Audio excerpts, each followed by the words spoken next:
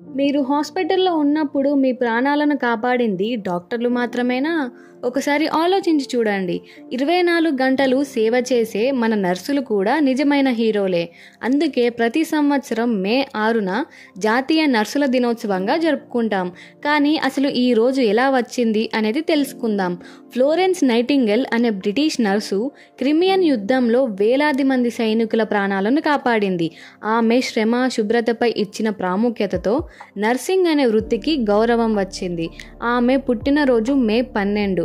ఈ కారణంగానే 1974లో అంతర్జాతీయ నర్సుల మండలి ఆమె పుట్టినరోజునే ఇంటర్నేషనల్ నర్సెస్ డేగా ప్రకటించింది. అలాగే 1982లో అమెరికా అధ్యక్షుడు రొనాల్డ్ రేగన్ మే 6న జాతీయ నర్సుల దినంగా అధికారంగా గుర్తించారు. అప్పటి నుంచి మే 6 నుంచి మే 12 వరకు నర్సెస్ వీక్ అంటే నర్సుల వారోత్సవంగా జరుపుకుంటాము. ఇలాంటి మరిన్ని వీడియోస్ కోసం సబ్స్క్రైబ్ చేసుకోండి.